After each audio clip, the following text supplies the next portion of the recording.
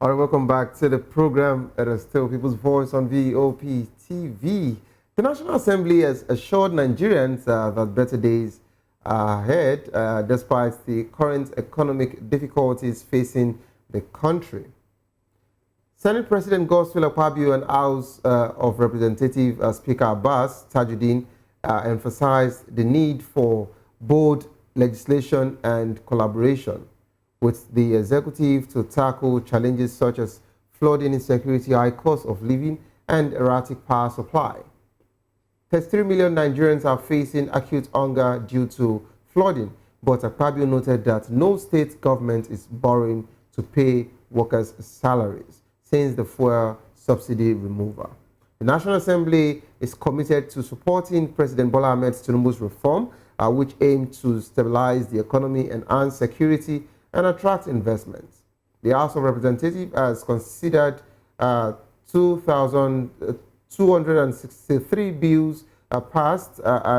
They've also passed 237 and secured presidential assents for 50, covering areas such as power reform, student loans, and cybersecurity.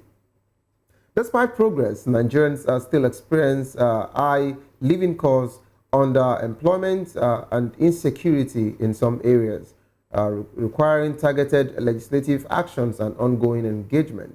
The National Assembly aims to produce a new Electoral Act and revisit the Constitution to strengthen federalism, governance, and democracy. Okay, we're now being joined by Mr. Liberty Wilson, who's a lawyer, author, and a public affairs analyst, who's joining us from Abuja. Good afternoon, Mr. Liberty. Please unmute your mic, Mr. Liberty. Good afternoon to you.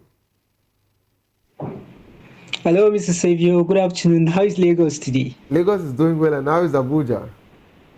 Abuja is fine. Nice joining you this afternoon. All right, it's a pleasure again. And also we have Comrade Eze Oko Splendor, 2023 Labour Party gubernatorial candidate for Ebonyi State. Good afternoon, Comrade. Good afternoon. Can you hear me? Loud and clear, Comrade. Good afternoon. Welcome on board. Good afternoon. My pleasure meeting you again, Xavier. All right, thank you so much. And also we have Dr. Eze Emmanuel Eze, 2023 House of Representatives candidate for Abakiliki Easy Federal Constituency of Ebonyi State, and also the President Ebonyi Chamber of Commerce, Industry, Mines, and Agriculture. Good afternoon, Doctor. Good afternoon, Xavier. Good afternoon, viewers. All right, welcome on board, sir. Good to see you again. It's a pleasure. Okay, so we heard the wonderful speech by the National Assembly, which I would call a joint avenue this time around, telling Nigerians that better days are ahead, and you heard the synopsis of that particular news that actually came after that wonderful speech by the National Assembly. Doctor, let me start with you. What can you actually make out of this particular statement, better days are ahead? Yeah, good afternoon, viewers. Good afternoon, Xavier. Good to have you. I'm glad I'm here again. It's actually, I want to start on a very good note. Frankly, what the National Assembly has shown is that they are living in a bubble. But the good note I want to stand is that Nigerians are very resilient people. We are very patient people. Ordinarily, we won't be accepting this kind of statement coming from our leaders. If you look at the activities of the National Assembly over the past close to 3 years, I cannot look at their achievement and say, look, these are one or two people-centric legislation they have passed. So their promises of the better days ahead means they also believe us with the fact that Nigerians are not happy with them. It's like a child who is failing exams, and because the parents are not harassing him, he said, look, Daddy, I'm doing very well. The National Assembly are not doing well. So the promise is, for me, is as lame as their performance over the past 2 to 3 years ago. So there's really nothing they have done. I'm taking the statement with a pinch of salt. But what it does show is that they're living in a bubble. Okay. They're living in a bubble. Okay. All right. Hello, comrade. Let's move to comrade now. Comrade Splendor. Yes, can you hear me? Loud and clear. So, comrade, what can you make out of this particular statement? Better days ahead. Well, good evening, viewers. We are here again to talk about the issues in Nigeria. Now, we have shifted from insecurity and we are talking about better days ahead for Nigeria. Well, as for me... Are we going to say that is sarcasm from you, comrade? Of course, because listening to that type of statement coming from the National Assembly, it does appear that they are like parents whom, after beating their child, I expect the child not to cry. That is exactly what that means. Because as for me, there is no better days ahead. Just yesterday, we were enveloped by the case of forgery. Is it the better days they are promising us? A case of forgery of a minister representing Federal Republic of Nigeria. A minister that was screened by that same House of that National Assembly. Yes, and they told him take a bow and go. To tell us what the modality they used in screening that minister without discovering this level of forgery. This is the same minister that was screened by security agencies. Better days are still ahead in this country. We have a situation where an appointed officer, a minister, will be invited into a national television program to explain to us what they have done in the coastal Lagos Calabar Coastal Highway. Talk to Nigerians, educate Nigerians on what you are doing with the taxpayers' money, only for you to be flared up and start to say, do you know who I am, who are you, just to evade such questions. Better days are still ahead in this country.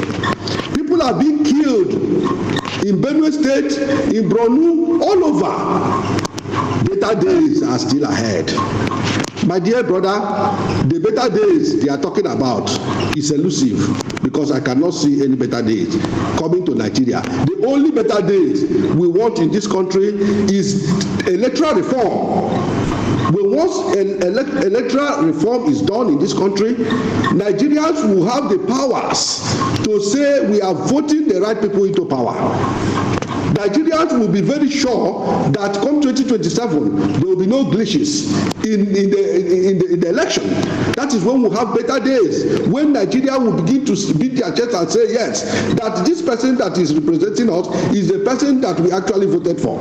The only reason National Assembly members can sit in the comfort of their offices and their houses and be promising us better days ahead is because most of these issues we are suffering in Nigeria, they are oblivious of that.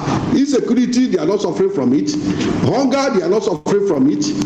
So they feed themselves fat from the coffers of the taxpayers' money. That's why they will continue to be pampering us with such derogatory statements that better days are ahead. Let us see the better days in this country where an elected personality or elected officer will be accountable to the people that elected them, the electorate. Accountability is the only thing that will give hope to Nigerians. Not when they ask them questions, they will begin to evade the questions because they have seen that they have grown above the people. This power we are talking about actually belongs to the people. It does not belong to them. It belongs to the people. And this particular statement coming from the National Assembly is supposed to be a wake-up call to all Nigerians to stand up and begin to demand that the right thing should be done. First of all, there must be electoral reform. First First of all, INEC must conduct a free and fair election come 2027. That is when we will agree that better days ahead. Not the type of election, not the type of election that was conducted by the outgone Professor Mahmood, where in the middle of the night they saw that we were asleep, that we were already asleep. They came up to announce results. We don't want such thing to happen again. Thank you, and God bless you. All right, Comrade Splendor, that was quite a very serious opening there. All right, let's move to Mr. Liberty. Mr. Liberty, are you there? Good afternoon. Good afternoon, Mr. Stadio. Okay, so what can you make out of this wonderful statement from the National Assembly, better days ahead? I'd like us to just give our take as regards to this particular statement. What can you make out of this one? There is absolutely nothing better about this statement. And at best, just this statement to me falls within the category of what I call political rhetoric. Just some sort of an exercise to deflect what the discontention of Nigerian and the discontention of people that are voicing out concern over our democratic processes, the discontention of people that are voicing out concern about security crisis, about economic crisis, about hardship, about unemployment, and about a lot of inflation that have riddled our own state as Nigerians. You know, ours is funny. Ours is extremely funny. That this statement is coming from the legislative arm of government. But then, if we're going to be engaging the persons that made this statement, okay, what evidence do you really have to support this claim? We surely not have anything. And then when we ask questions as to whether there are clear policy or legislative actions on the way to justify this particular this statement, purely we have nothing. And trust me, this is just another stunt to deflect public criticism. But you know, I align my thought to this submission to a submission of Dr. Eze, when he said he acknowledged that indeed for somebody to say better days are ahead is in consonance with the fact that days are hard. This is literally it. But then for this statement to come from an institution that have done nothing, purely nothing for Nigerians, is actually baffling. This is an institution that indeed supposed to be the voice of the people. This an institution is supposed to be a representation of the most disadvantaged category of people who are in their villages, who are in their respective organizations, who trusted them with a mandate. But for you to just appear at this material point in time to just give us hope, a hope that doesn't seem coming, is actually baffling. To me, honestly, this statement is actually disappointing. In a working institution, we're supposed to gather at the National Assembly to actually demand evidence as to what is the motivation behind this statement by the National Assembly.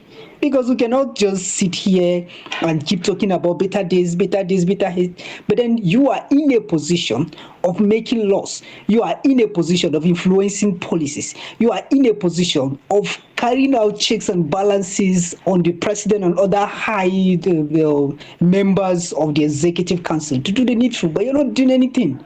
You sit there and say better days ahead, and you want us to just clap at your better days with hunger. You want us to clap at your better days so we can sleep in our homes. You want us to clap at your rhetoric expression when our people are losing control over their own lives and resources. Is actually extremely baffling.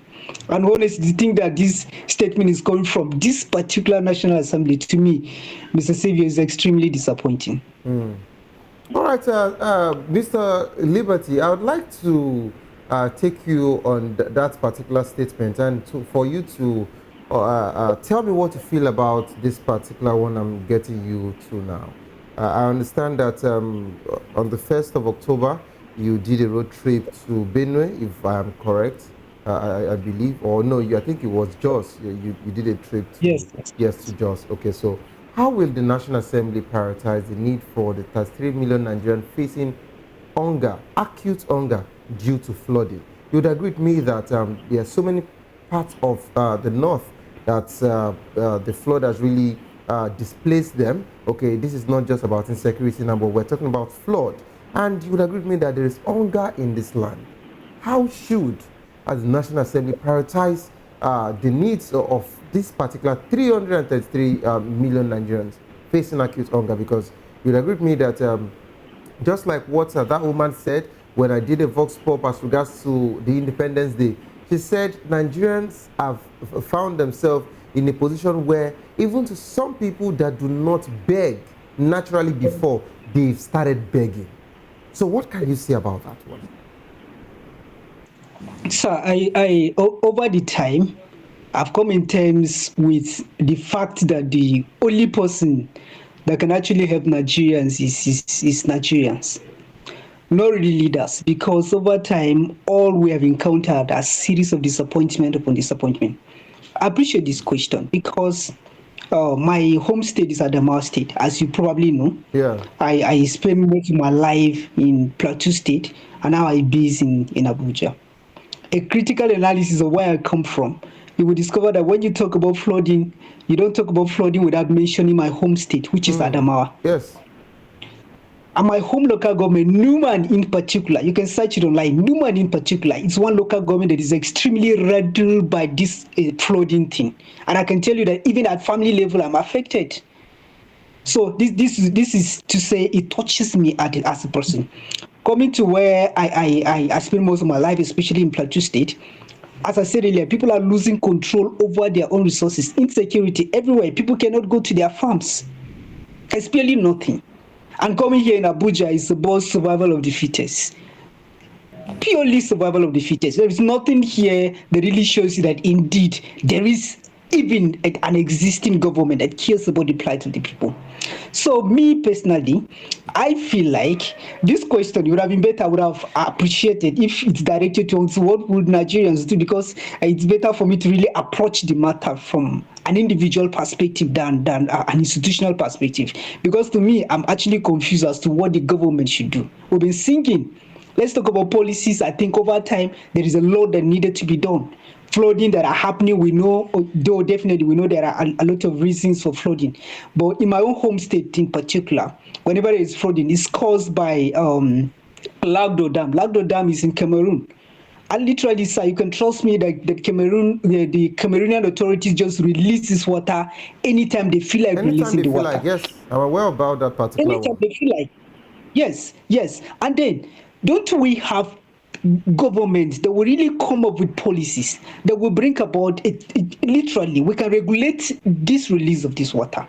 This, we have international laws, they guide operations, and whenever you have something in your own state that would affect an independent state, and then that such an activity has to be done with the approval of the states that will be affected.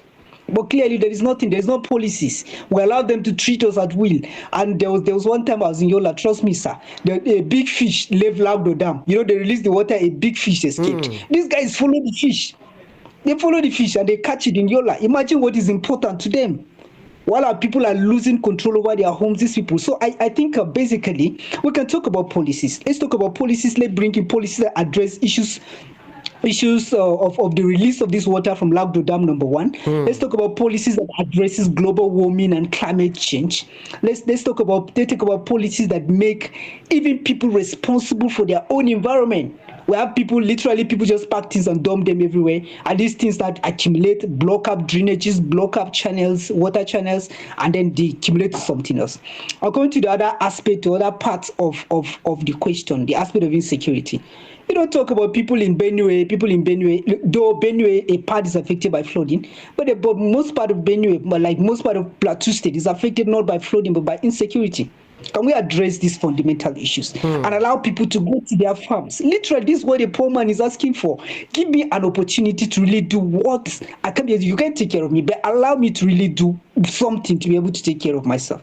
So literally, I think through this, the government can really do better, can do better than what we are seeing, can do better than making political statements as to better this. They can do more. They can do more. Literally, allow us to be Nigerians. Allow us to live in with value system that are best known to us as individuals and as a people. All right. Thank you so much, Mr. Liberty. It's quite disturbing as well, because I don't just know that particular Noman that we're talking about. If we are to talk about Imbrumo, right? And we talk about Azil Lavec or all of these Sure, particular sure. areas, they are areas that I know personally because I've also lived in the north, but I just don't understand why we have leaders, we have legislators who understand their constituency, who knows what we're going through, yet when once they move to Abuja and they're actually in that assembly or they start living in Abuja, they even care less. Some of them don't even come back home to their constituency to even know what is really going on. But of course, it is normal in Nigeria, and afterwards, after all the suffering and smiling, they would always come back and tell us better days ahead. Let's go to Dr. Eze. Let me have a broader discussion with Dr. Eze as regards to the cost of living. Hello, Doctor. Dr. Eze, are you there? Sorry, I'm here. Okay, so I would like you to comment through. Yes, I'm here now. I'd like I you was to on comment transit, through but I'm good. the high cost of living. You would agree with me that we are all struggling as regards to making ends meet. What specific legislative action should the National Assembly take to address the high cost of living in Nigeria? Yeah, thank you. Listening to Comrade Splendor and Liberty Wilson speak is actually very, very saddening. They really brought out the perspective, the issues to the fore. I think Nigeria has become a hugely ungoverned space. We must admit that. And just like Wilson said, all Nigerians are asking for, allow us to live. We are not living. When we spoke earlier today, I was on transit to Port Harcourt. Yes, sir. We could understand that it's a country where everybody now flies. Nobody goes on the road No anymore, more road trip. simply because of insecurity. I would have normalized it. I remember telling somebody that I think more as an entrepreneur, as an intellectual, I think more when I drive on the road, looking at the countryside. They are my healing balm ordinarily. These days, I can't even travel on the road. Everybody is flying, and we've normalized it. There's this mentality that has become pervasive. We don't have like everybody buys a better pass my neighbor, I will normalize it. There's insecurity, everybody is flying, we normalize it. There's bad road, everybody buys a bigger car, we normalize it. At the end of the day, the vulnerable in the society nobody talks about them. And that is why the National Assembly will tell you there are better days ahead. The value of people's salaries, basic salaries, 70,000 is maybe less than $10, $15 a month. If I'm paying my junior workers maybe 100,000, 80% goes on logistics, transport logistics. Nobody talks about feeding, nothing. How do we expect these people to live? Nigerians are basically dying in piecemeal. And somebody somewhere is saying better days ahead. And like I said, I didn't want to sound negative today, but I'm also struggling to find some positivity. The positive note I want to anchor my hope on is one, they have realized they're not doing well. They have realized most of them are not really elected. Maybe, perhaps, they've decided to make a turn. First of all, we must start from rule of law. This anyhowness, this impunity, this corruption has to stop. We must ensure that people who contest election are the people who are voted for, who are qualified ab initio. Okay, we're talking about the forged certificates. I can tell you that majority of even those in the National Assembly, there's also this cloud of suspicion hanging over it. So where everybody can just jump out of the bush, get elected with any paper, and begins to answer honorable. He's living large. He has a bulletproof car. He has security around. He does not appreciate the fact that Nigerians are suffering. I can tell this, Savior, Nigerians are dying in piecemeal. I am an employer of labor. sometimes I'm afraid to walk into my office because I know while I'm struggling to pay the little I can, the little I can I'm paying can't even take them home. Nobody talks about living wage anymore. People are just struggling to survive. We are very miraculous. But I want to move to the next level. What can we do? And I keep telling leaders, we're all leaders, by the way. We're all vulnerable. Nepal is closer to us than we think. What happened in Nepal is very, very close to Nigeria. Now, almost 2 years to another election, we're already talking about politics. We are focusing every attention on politics. Nobody's talking about governance anymore. Most businesses are shutting down. Those who are still struggling are on drip. People are not going to farms. We've simply opened our borders and food stuff are coming down.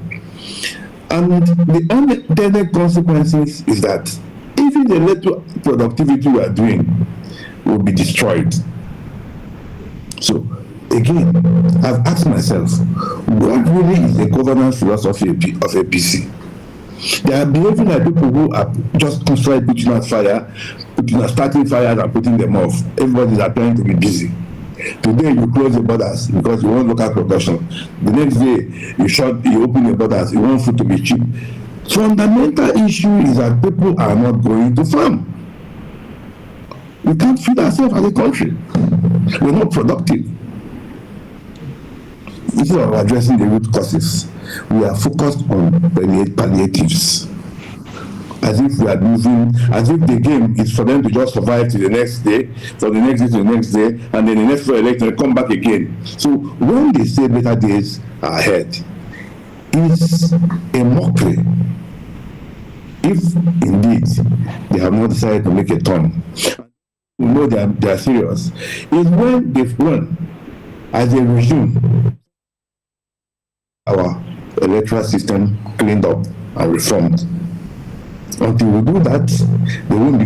You see, I don't know how Yakubu will go home and then look back over the past maybe 4 years, 8 years, and an intellectual.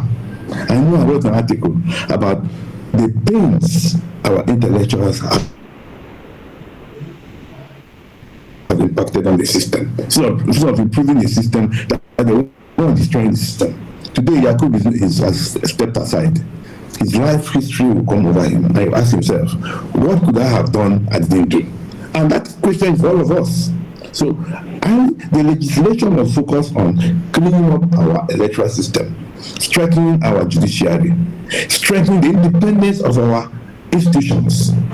What they have done over the past, I looked at what they have achieved. I asked myself, this administration, this legislative, this is the 10th assembly, so what have they achieved?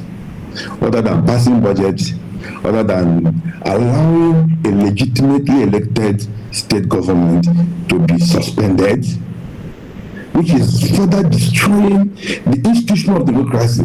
What they don't seem to understand is, if the military intervenes, the legislature is the first to go.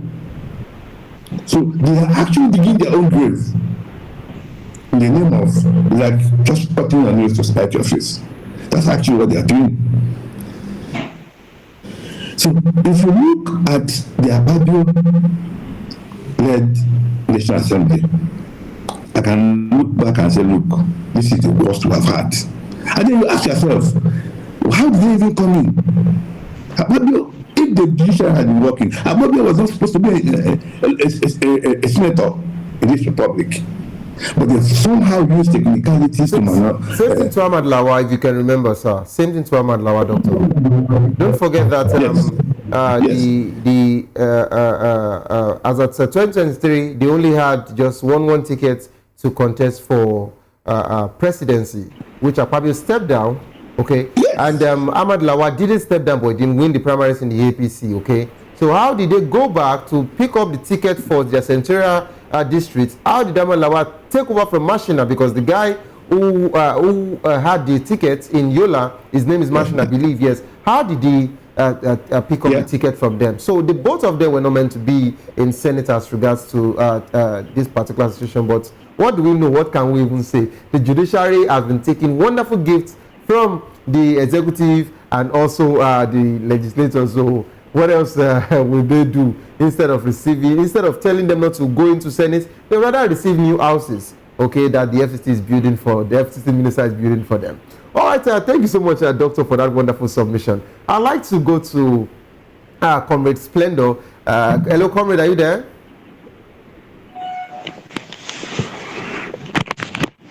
Okay, so hello, Comrade, can you hear me?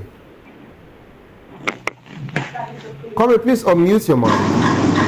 Can you hear me now? Okay, loud and clear. All right, so Comrade, you actually vied for the position of governorship in Ebonyi State, to be precise.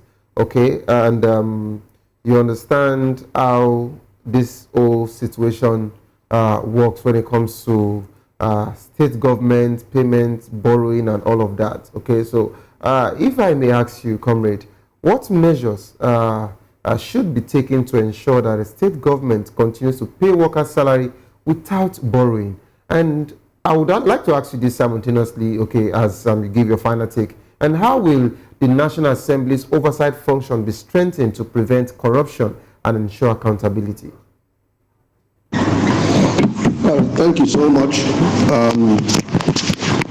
The country has gone to a situation where it's difficult to even give an advice to the government because since the inception of APC from 2015 to date, we have been giving our advice, but it does appear they don't listen to the advice.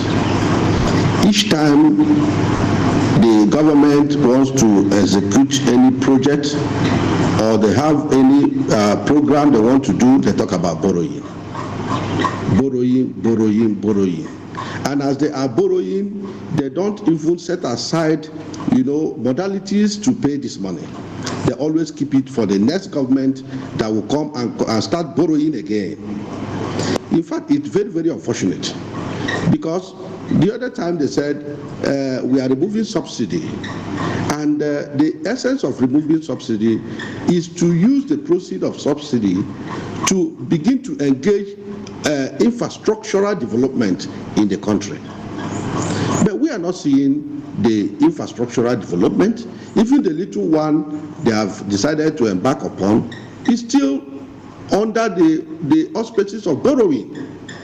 So as at the state level, I don't see the reason why the state government should embark on borrowing even, because we know that the federal allocation they receive now is higher than what the previous administration got from the coffer of the federal government. So now the federal government led by His Excellency President Bola Ahmed Tinubu has graciously, increased their allocation. Why are they borrowing? So what I'm saying is that the state government has abandoned mechanized agriculture that can aid the production of goods and services from the farm to, aid the good standard of living of the people. They don't go into it anymore. All they sit back in the government house to do is, when is the allocation coming? Then how do we settle our godfathers that kept us here? So which one is remaining? Okay, take away little crumbs from it and see if we can pay our civil servants. But once that is done, the rest is story.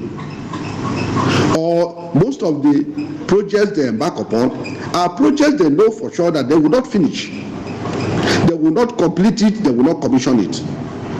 Then what is the essence of going into a project that you cannot complete within a time frame? Because anybody who is elected and sworn in, you already know that your tenure has started running, and that your administration is tenured.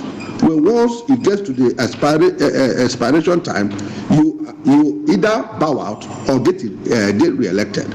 So what these people do basically is that instead of investing in critical areas that can pull out the people from the poverty, they prefer to hoard the money somewhere and prepare for another election, because they know that when the citizens are starved to the point that they don't have any other option, what they will do is to wait for the crumbs that they will be given to them. So for me, I think that the governors at the state level should move away from this ideology of borrowing and begin to look into agriculture. Even before now, before the oil boom, before we started seeing the issue of oil in this country had relied on agriculture, and we were doing pretty well.